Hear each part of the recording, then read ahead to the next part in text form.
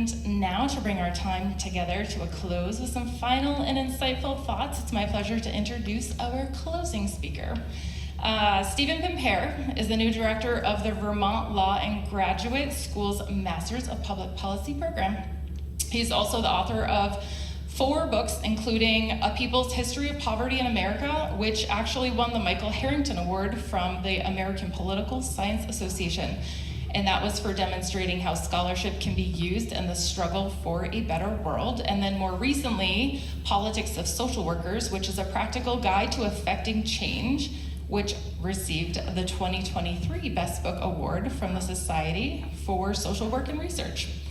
Pimpare is the host of New Books Network's Public Policy channel and also a consulting editor for the journal Social Work. So please join me in welcoming Stephen Pimpare.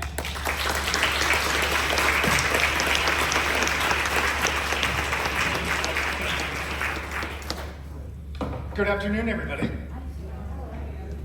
Good afternoon, everybody. That's much better. So we have been talking about state level politics. I'm going to move our attention to talk about national level politics. I think it is fair to say that the flood of political horrors that we face every day at the national level makes it hard right now to think long term. But that's what I want to encourage us to do today. So in that vein, I am going to offer some preliminary thoughts on nothing less than what an entirely new constitutional order might look like. One that might help us all build a better world for ourselves and the communities that we care about. But I want to begin with a little bit by way of a status update on where things stand before I then offer some thoughts on how it is that we got to this very dark place, in the belief that only by understanding how we got into this mess can we chart a path out of it. So, the plan for the next 45 minutes or so is, where are we? How did we get here? And where might we go?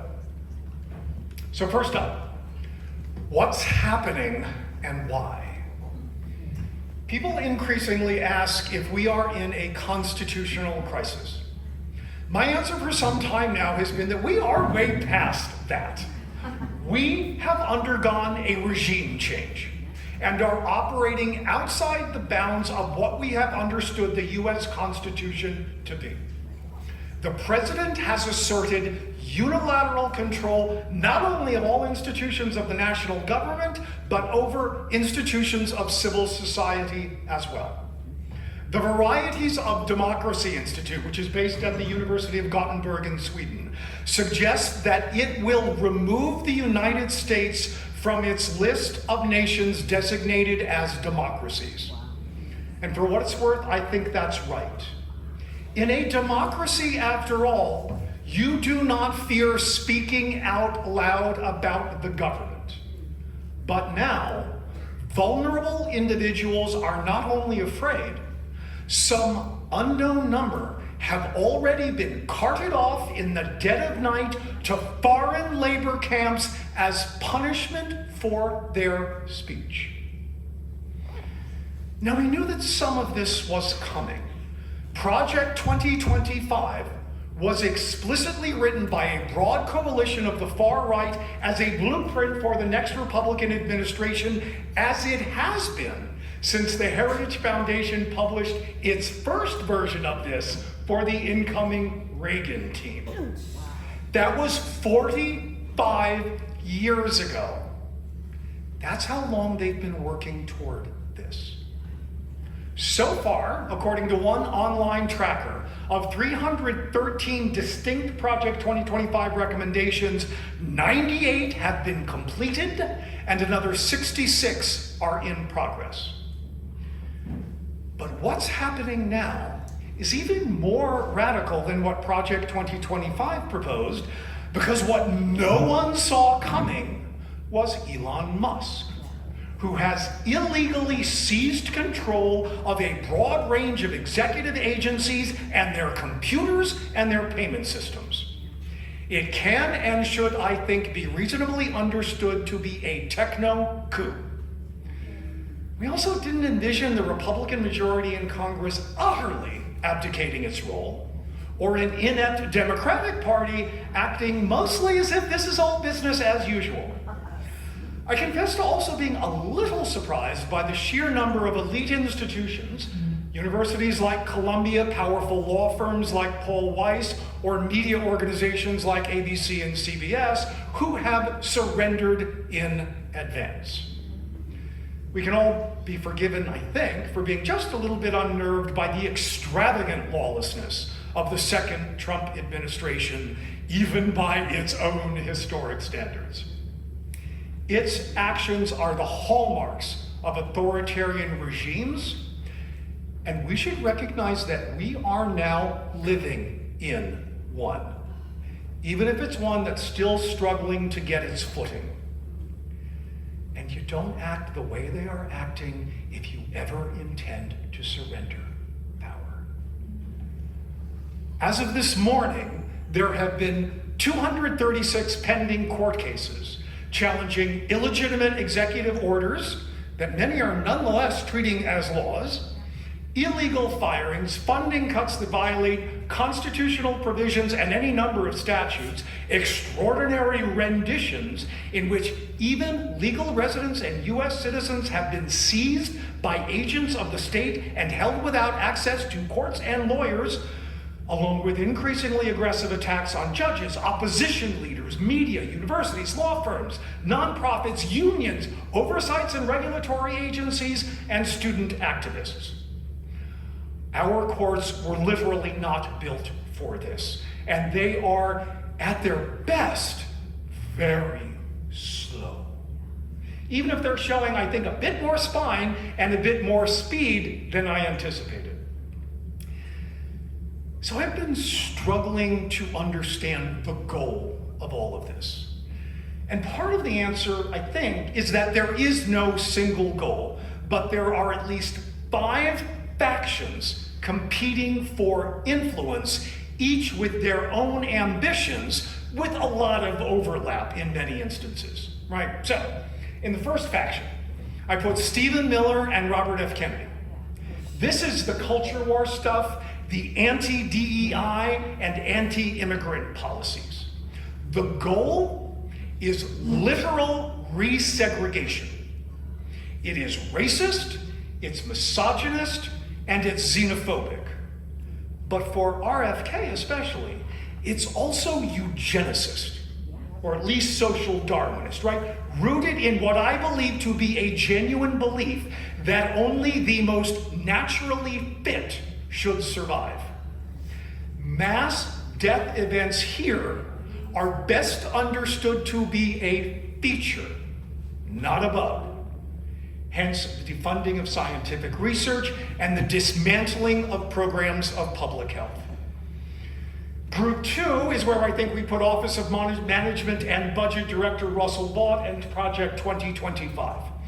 This is the long-standing effort on the right to undo the 20th century welfare and regulatory states. It is an intentional hollowing out of government capacity since, among other things, that's the public's core countervailing power against private wealth and corporate power. Group 3 is Musk and other Silicon Valley oligarchs. It's at least in part an effort to end oversight of Musk's companies, and with the attacks on the IRS, the SEC, the FTC, the NLRB, and the CFPB to protect other wealthy and corporate interests more generally. There's a lot of overlap there with the vote agenda. But there's something else at work here too. Is he stealing data for AI training? Gathering information to further his own business interests? Creating a master database of all of us for some nefarious purpose like a Bond villain? Maybe he actually believes his own rhetoric and thinks there's massive fraud in Social Security. There's, of course, not. Or maybe he believes only tech oligarchs have the wisdom or right to rule. Fourth faction finally brings us to Trump himself. he is interested in the aggrandizement of his power, of course, but as always, he wants money, and he wants attention, and he wants adoration. But for lots of the others around him, he is a means to, among other things, installing a permanent ruling class. He's merely a tool for them. And I think it's perhaps useful to remember that the fascist will to power is power for power's sake. Lastly, final faction gets us to Steve Bannon and Vice President J.D. Vance, who seek to destroy the post-World War II world order and foment the rise of global authoritarianism. Hence the withdrawal from NATO, the destruction of USAID, support for Orban's Hungary, and siding with Putin over Zelensky, or the neo-Nazi AfD party in Germany. Why hobble the US and perhaps even the global economy, though, right? Some possibilities. To destroy the dollar to benefit cryptocurrencies, in which people across many of those factions have massive investments. To generate mass protests so they have an excuse to call in the military and impose martial law, declaring a national emergency to expand executive power? Is it to weaken the middle class, which is historically essential for vibrant democracies, right? An impoverished population is a weaker one, although it's also a more desperate one, so that can backfire. Maybe it's mere wealth extraction, right? Collapse the economy so they can buy it all up on the cheap. Or maybe they are just too dumb to understand what they are doing and too inept to carry it out effectively. As Deep Throat said of the Watergate burglars in All the President's Men, forget the myths the media has created about the White House. The truth is, these are not very bright guys, and things got out of hand. That's at least, I think, part of the story, especially when we try to make sense of Trump himself. But even if he's not that bright, doesn't mean he's not dangerous. All right, how the hell did we get here? As context, I want to emphasize that we didn't exactly inhabit a paradise before Trump came on the scene. Along many dimensions of health and well-being, for many decades now, people in the United States have fared worse than people in most other rich democracies.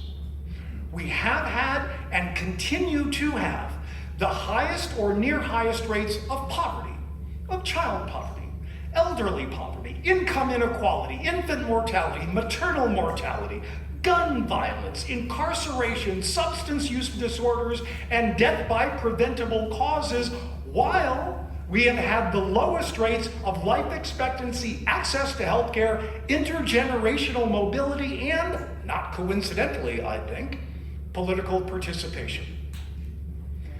Why have so many in the United States, and so many of the people you all work with and for, fared so poorly compared to their peers in other countries? And why are we enduring this democratic backsliding? So let me highlight for now 3 possible explanations. Failures of the Constitution, failures of accountability, and failures of media and information systems. Let me start with the Constitution piece.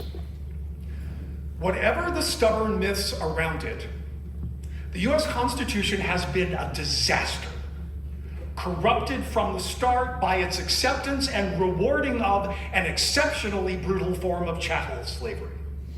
It has always been a system intentionally designed to frustrate the ability of even a determined majority to exert its will. And you don't have to take my word for this. Read James Madison's Federalist Number 10. Consider almost any issue that leads to the poor outcomes that I highlighted. Access to healthcare, gun violence, income and wealth inequality. Large majorities in the US have regularly supported reforms, often radical ones, that would improve well-being. It's not the players that's the problem, it's the game itself. So let me offer some specifics. Separation of powers creates significant obstacles to effective governments, and our system has more veto points, places to stop action from being taken, than any other comparable nation on the planet. In periods of divided government, when one of our polarized parties does not control all three branches, legislative action is almost impossible. Government literally cannot function. But we also have to account for the fact that even with the House, the Senate, and the presidency, today's Republican Party in Trump's first 100 days passed fewer bills than any Congress in the modern era.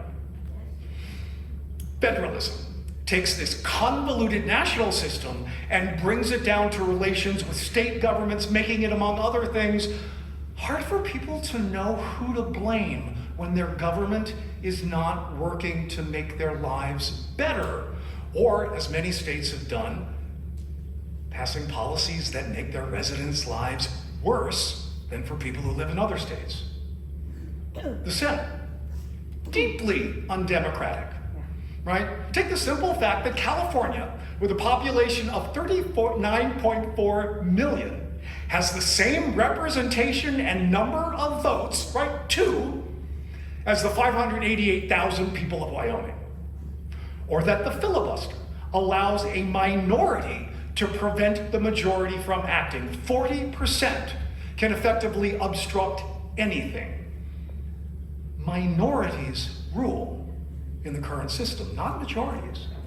And because of simple geography, right, where people live, those governing minorities are disproportionately white and disproportionately rural.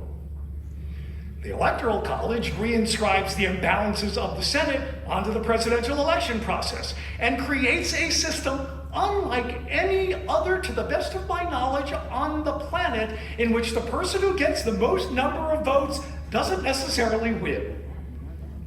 That, of course, is how we got Trump the first time around, with this weird system that values land over people.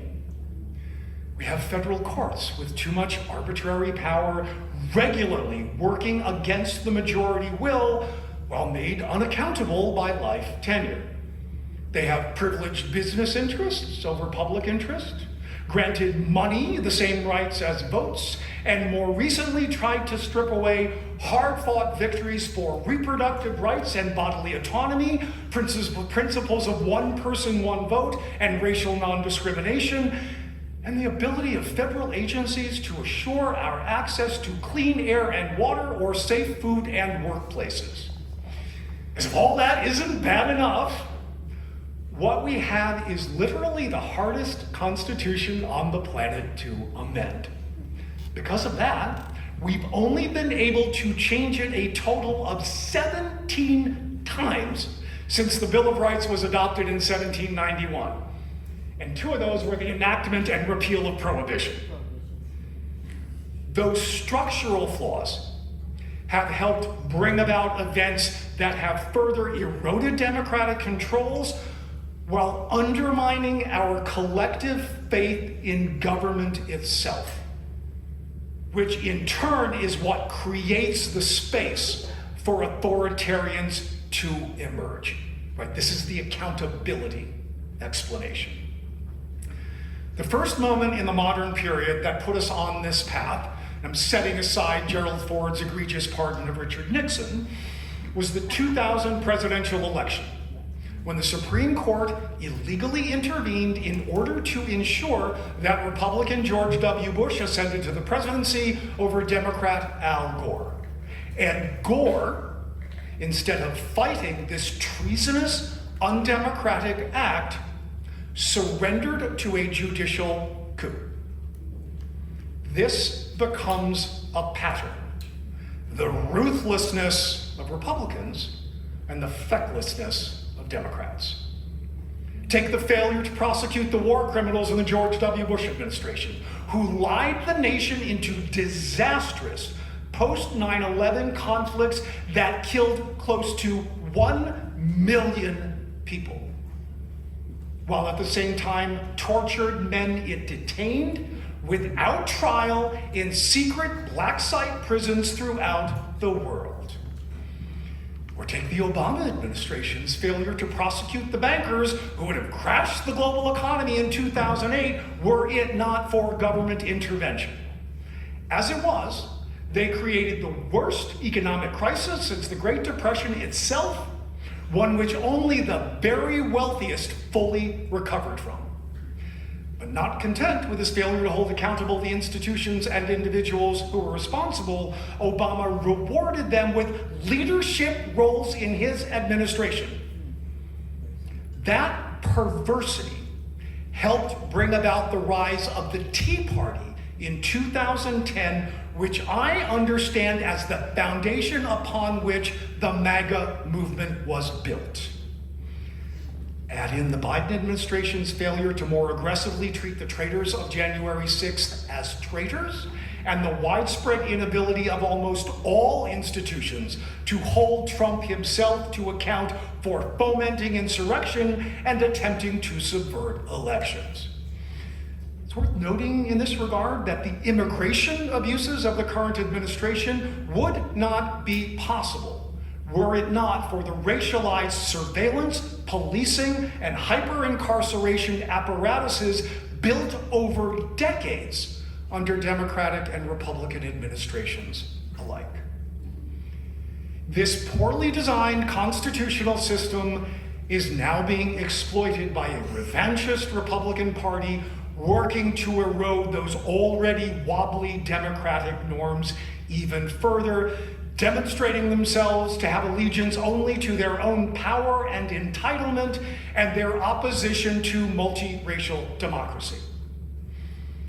One way to understand the past 60 or so years is that after we started, however gingerly, finally affording meaningful rights to poor people, to women, to people of color, to gays and lesbians, rich, straight, white men lost their damn minds and have been fighting to reverse those modest gains ever since. This moment has also come to pass thanks to Fox News and its compatriots, a propaganda system that aids and abets those anti-democratic forces, along with a legacy media filled with too many people, too hungry for clicks, access, and advancement, and too few committed to ensuring that their work helps people make knowledgeable judgments about the political events of the day. We have underestimated, to my mind, the role that our fractured and polluted information environment has played in our decline into authoritarianism. And for what it's worth, Jeanine Pirro's appointment earlier this month marks the 23rd employee of Fox News to assume a role in the administration. There are, in short, if at this point it's not too late to say in short, no formal institutions that operate on behalf of the majority or that bind us together in common cause.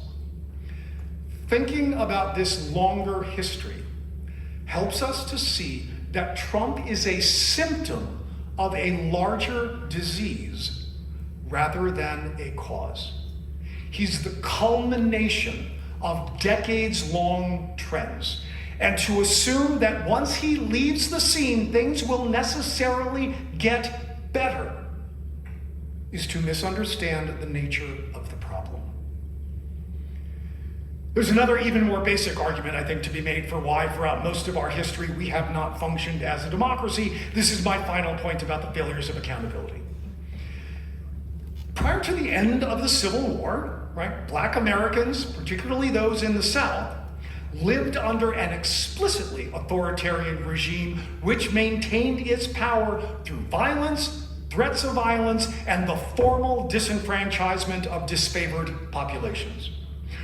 With the exception of the brief period of radical Reconstruction from 1865 to 1877, in which the Northern Army enforced the outcome of the Civil War at the point of a gun, the United States still functioned as a brutal apartheid regime, at least until the Civil Rights Act of 1964 or the Voting Rights Act of 1965. I was born in 1965. Anything we might charitably characterize as US democracy is only as old as I am. Maybe now the whole country is getting a taste of what it was like for many of our fellow Americans throughout most of our history. Here we are. Perhaps the South won the Civil War after all. All right, what do we build toward and how? Bear with me, it doesn't get lighter. So in normal times, we can readily see what policy reform driven by social work values looks like. Right, the grand challenges for social work lays out a lot of this.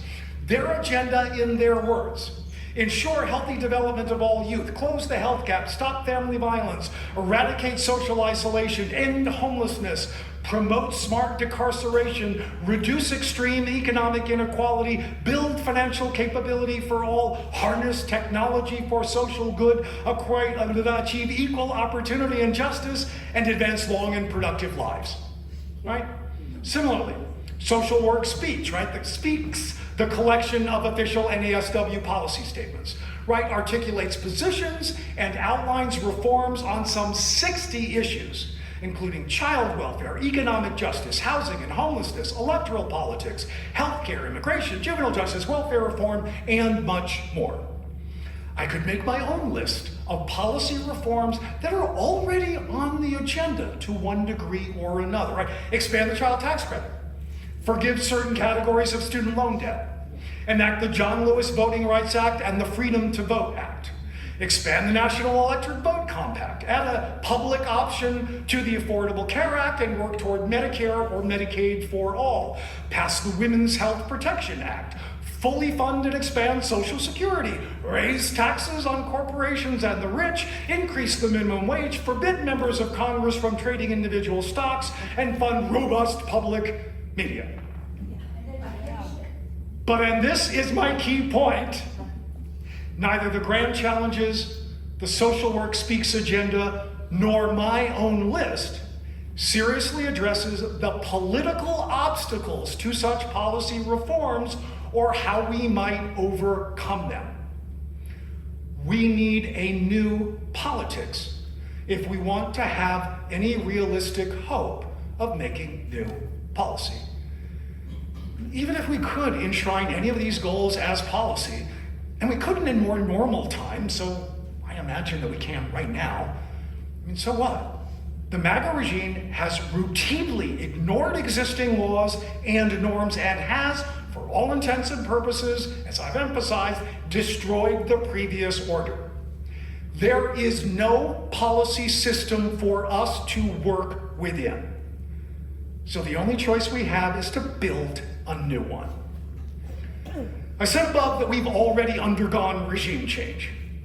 We are at the losing end right now of nothing less than a revolution, right? If you accept that, what we need is a counter-revolution, right? To overthrow the authoritarian insurgency and seize that opportunity to finally build the nation that we want, not the one the corroded old Constitution bequeathed us.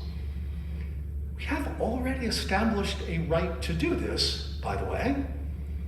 As Thomas Jefferson, a slaver himself, we should note, wrote in our first founding document, we hold these truths to be self-evident, that all men, we would say people today, are created equal, that they are endowed by their Creator with certain inalienable rights, and among these are life, liberty, and the pursuit of happiness, that to secure these rights, governments are instituted among men deriving their just powers from the consent of the governed. That whenever any form of government becomes destructive of these ends, it is the right of the people to alter or abolish it, and to institute new government laying its foundations on such principles and organizing its powers in such form as to them shall seem most likely to affect their safety and their happiness. If we accept that the constitutional order has already been overthrown and that we inhabit a kind of lawless state ruled by brute power and the ghostly remnants of a withered system, and that there is a right to revolution as Jefferson articulated it, then we can set aside the existing Constitution and use this moment to imagine the world anew. More to the point, maybe. Why should we be bound by a document written 238 years ago by 55 white, propertied, disproportionately slave-holding men, and signed by only 39 of them? What right should they have to dictate to us how we organize power and how we govern ourselves? Why must we be bound by their understanding of who should have rights and what those rights should be? Tom Paine, who is among the most fulsomely democratic of that generation of leaders, he wrote about this principle. Every age and generation must be as free to act for itself in all cases as the age and generations which preceded it. The vanity and presumption of governing beyond the grave is the most ridiculous and insolent of all tyrannies. We are being governed from beyond the grave. So, what lessons have we learned that should inform the construction of a new government, one that is actually of, by, and for the people? What's our ambitious, bold, 50-year plan? What's the progressive, democratic, humanistic version of Project 2025? So I'm going to offer my own thoughts as a way to jumpstart our thinking, recognizing that some of what I am going to propose is going to sound impossibly radical. You might want to bustle up. First step must be to drive MAGA out of politics, just as Germany drove the Nazis out of politics after World War II, just as we should have tried the Confederates for treason and driven them permanently out of politics after the end of the Civil War. Instead, President of the Confederacy, Jefferson Davis, after serving 2 years in prison, was pardoned and later died peacefully in bed at age 81. We must contemplate the absolute destruction of the Republican Party as it is currently constituted. There is going to be a dramatic reckoning if we're going to survive this. We need to learn from our failure to cast out the traitors after the Civil War and our failure to hold Trump accountable for his first insurrection. The larger project is, as I have tried to do here, to demystify and ultimately delegitimize the US Constitution itself. An 18th century white slaver's rule book has, unsurprisingly to my mind, failed to serve the interests of a modern multiracial democracy. It's time for it to go. And next year's 250th anniversary of the Declaration of Independence provides an excellent opportunity to reevaluate our history, given the dire present that it has led us to. A couple of specifics. As part of that project, we should reject the notion that courts are the final arbiter of the meaning of the Constitution or of the law. A constitution is an expression of our collective will, and we have the right to say what it means. Federal courts should have exceedingly limited jurisdiction, and members should have term limits. And there are lots of good proposals bouncing around for how to structure that court reform, but it is absurd to be governed by 9 unelected wizards in black robes.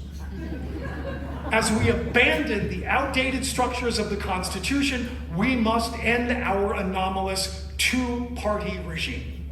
In no other political system would Alexandria Ocasio-Cortez and Bernie Sanders be in the same political party as Chuck Schumer and Chris Pappas. One way to build something like a parliamentary system, right? We don't have to invent all the wheels here. We moved to multi-member districts with proportional representation and a minimum threshold for a party to gain seats in the legislature. That's how you get multiple parties that reflect multiple points of view. Again, all kinds of ways to do that. Political scientist Lee Drutman has been thinking really carefully about this for years and years and years. As part of that, we should radically expand the size of the House of Representatives by at least twice, maybe 3 times. At the same time, abolish the Senate entirely. It's irredeemable.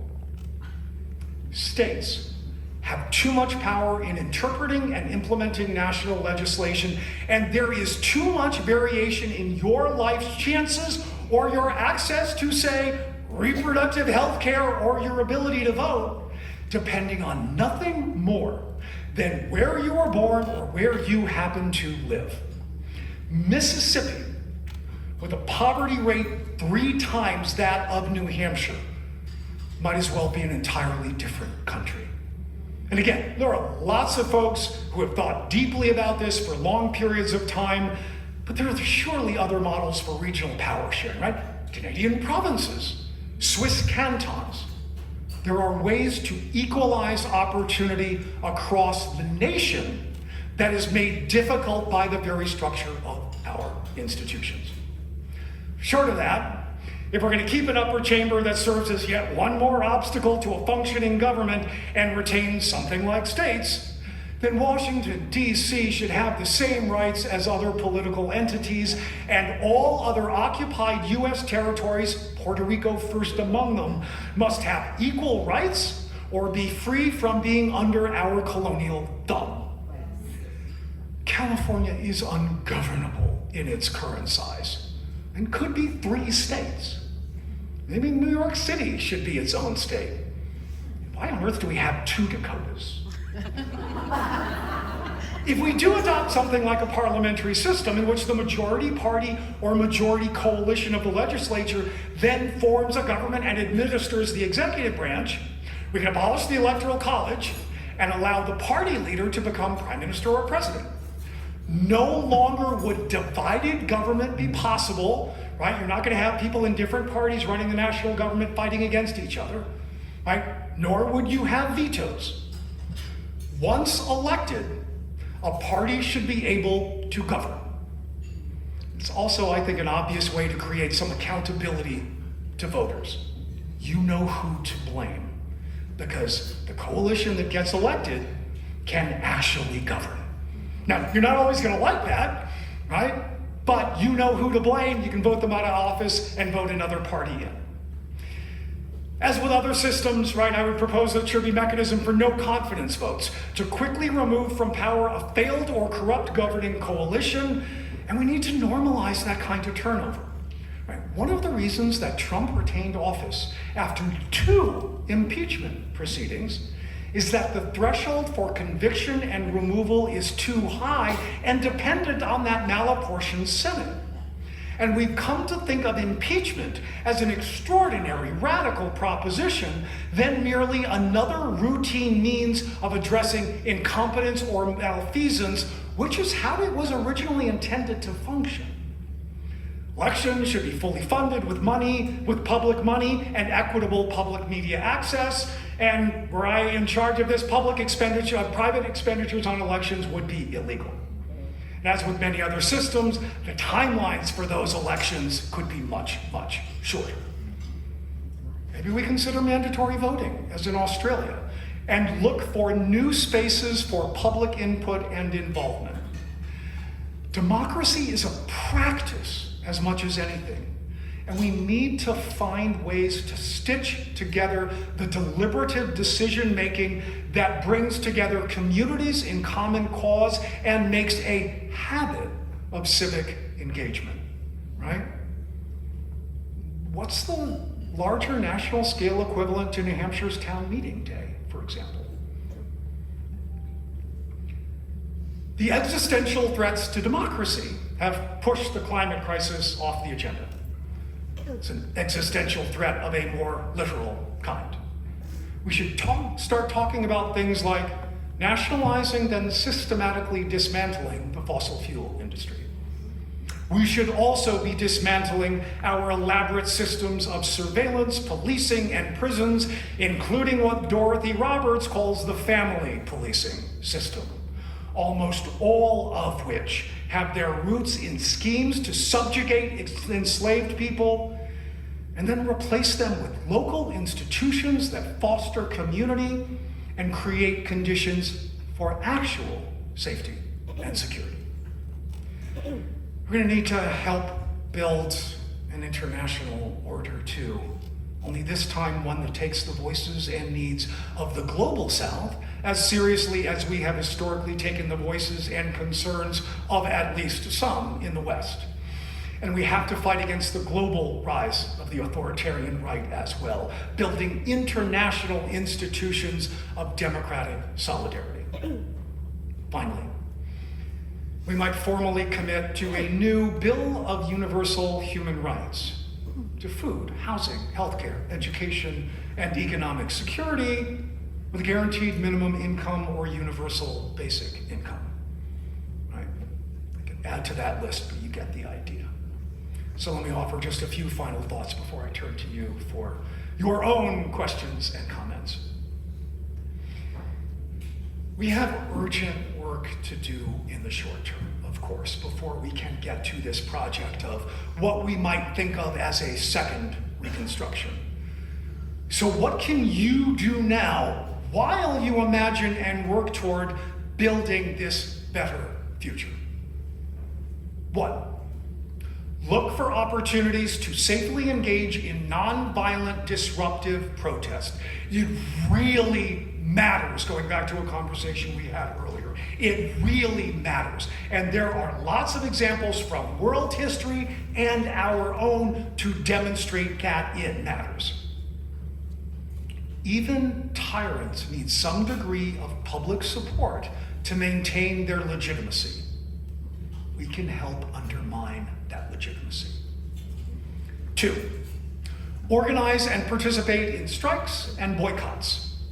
The history of the US labor movement and the civil rights movements shows us how important these can be. Attack the money power that benefits from corruption and autocracy. The Tesla takedown actions are an excellent example of this at work right now.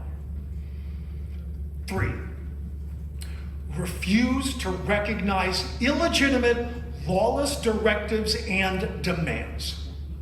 Remember that Thomas Aquinas, Henry David Thoreau, Mahatma Gandhi, and Reverend King have all asserted that we have no moral obligation to comply with an unjust law.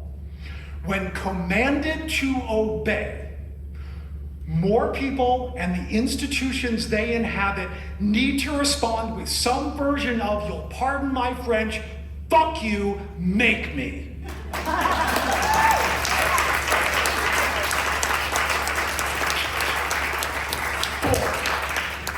create community and support mutual aid organizations, especially to assist and protect vulnerable populations, while you make sure you're protecting you and yours as well. This is work you were all built for, by the way. That is to say, now more than ever, we need to have each other's backs. That's how we start to foster the solidarity that allows us to reimagine new systems of governance that benefit us all.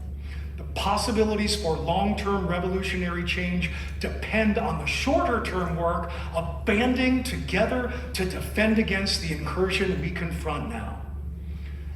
So my list of potential reforms, as I said, is a way to sort of jumpstart our thinking. Any new system that is genuinely democratic has got to be constructed from the ground up. It is up to each of us to open our imaginations to the world we want to see and to think about how we build the connections, the consensus, and the institutions that can help us get there, keeping in mind that the authoritarian project is wildly unpopular. We can do this. What would you do? What is the world you want to see, and what kind of process could realize that vision and enact it? If the old order is truly gone and we have a tabula rasa, a clean slate, what do you want to inscribe upon it? Maybe, ironically enough, this dark time is actually the moment when making a better world is within our grasp.